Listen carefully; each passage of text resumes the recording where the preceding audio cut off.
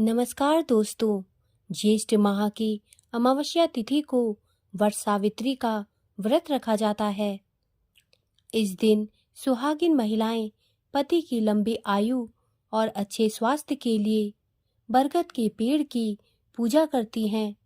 इसके साथ ही वट वृक्ष से कामना करती हैं कि पति के साथ साथ संतान सुखी रहें।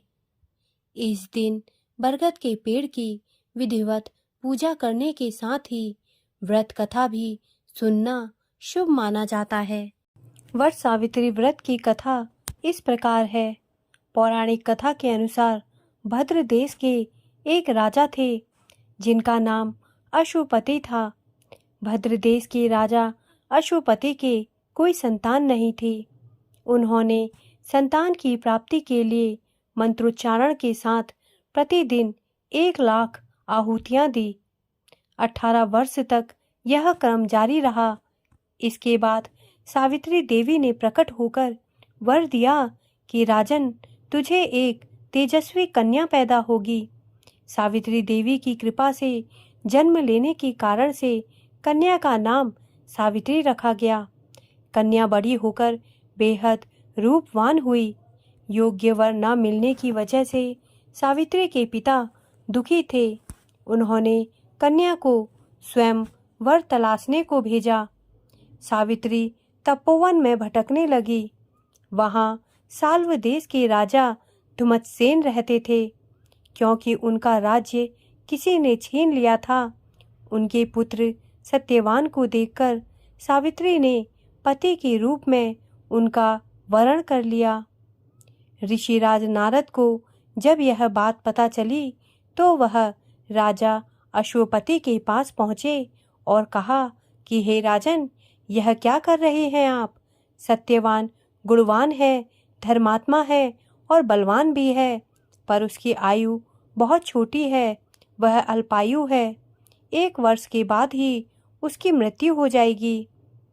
ऋषिराज नारद की बात सुनकर राजा अश्वपति घोर चिंता में डूब गए। सावित्री ने उनसे कारण पूछा तो राजा ने कहा कि पुत्री, तुमने जिस राजकुमार को अपने वर के रूप में चुना है वह अल्पायु है। तुम्हें किसी और को अपना जीवन साथी बनाना चाहिए।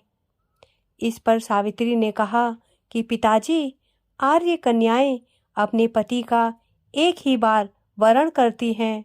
राजा एक बार ही आज्ञा देता है और पंडित एक बार ही प्रतिज्ञा करते हैं और कन्यादान भी एक ही बार किया जाता है। सावित्री हठ करने लगी और बोली, मैं सत्यवान से ही विवाह करूंगी। राजा अश्वपति ने सावित्री का विवाह सत्यवान से कर दिया। सावित्री अपने ससुराल पहुंचते ही सास ससुर की सेवा करने लगी। समय बीतता चला गया।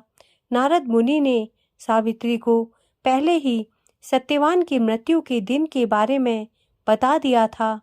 वह दिन जैसे जैसे करीब आने लगा, सावित्री अधीर होने लगी। उन्होंने 3 दिन पहले से ही उपवास शुरू कर दिया। नारद मुनि द्वारा कथित निश्चित तिथि पर पितरों का पूजन किया। हर दिन की तरह सत्यवान उस दिन भी लकड़ी काटने जंगल चले गए। साथ में सावित्री भी गई। जंगल में पहुंचकर सत्यवान लकड़ी काटने के लिए एक पेड़ पर चढ़ गए। तभी उसके सिर में तेज दर्द होने लगा। दर्द से व्याकुल सत्यवान पेड़ से नीचे उतर गए। सावित्री अपना भविष्य समझ गई। सत्यवान के सिर को गोद में रखकर सावित्री सत्यवान का सिर सहलाने लगी। तभी वहां यमराज आते दिखे। यमराज अपने साथ सत्यवान को ले जाने लगे। सावित्री भी उनके पीछे पीछे चल पड़ी।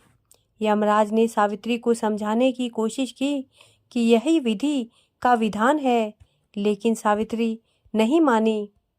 सावित्री की निष्ठा और पतिपरायणता को देखकर यमराज ने सावित्री से कहा कि हे देवी, तुम धन्य हो, तुम मुझसे कोई भी वरदान मांगो। सावित्री ने कहा कि मेरे सास ससुर वनवासी और अंधे हैं, उन्हें अपना दिव्य ज्योति प्रदान करे। यमराज ने कहा, ऐसा ही होगा, जाओ अब लौट जाओ। लेकिन सावित्री अपने पति सत्यवान के पीछे पीछे चलती रही। यमराज ने कहा, देवी तुम वापस जाओ। सावित्री ने कहा, भगवान मुझे अपने पतिदेव के पीछे पीछे चलने से कोई परेशानी नहीं है। पति के पीछे चलना मेरा कर्तव्य है।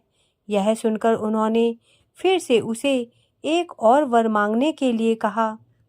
सावित्री बोली, हमारे ससुर का राज्य छिन गया है, उसे पुनः वापस दिला दें।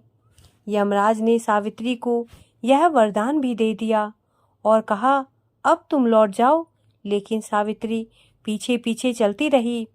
यमराज ने सावित्री को तीसरा वरदान मांगने को कहा। इस बार सावित्री ने 100 संतानों और सौभाग्य का वरदान मांगा। यमराज ने इसका वरदान भी सावित्री को दे दिया। सावित्री ने यमराज से कहा कि प्रभु, मैं एक पतिव्रता पत्नी हूँ और आपने मुझे पुत्रवती होने का आशीर्वाद दिया है। यह सुनकर यमराज को सत्यवान के प्राण छोड़ने पड़े।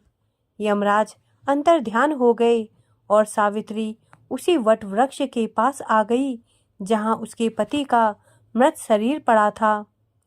सत्यवान जीवंत हो गया और दोनों खुशी खुशी अपने राज्य की ओर चल पड़े। दोनों जब घर पहुँचे तो देखा कि माता पिता को दिव्य ज्योति प्राप्त हो गई है। इस प्रकार सावित्री सत्यवान चिरकाल तक राज्य सुख भोगते रहे। अतः पतिव्रता सावित्री के अनुरूप ही प्रथम अपने सास ससुर का उचित पूजन करने के साथ ही अन्य विधियों को प्रारंभ करें। वट सावित्री व्रत करने और इस कथा को सुनने से उपवासक के वैवाहिक जीवन या जीवन साथी की आयु पर किसी प्रकार का कोई संकट आया भी हो तो वो टल जाता है। दोस्तों, मेरे द्वारा दी गई जानकारी यदि आपको अच्छी लगी हो तो कृपया मेरे चैनल को सब्सक्राइब करें तथा मेरे वीडियोस को लाइक करें। धन्यवाद।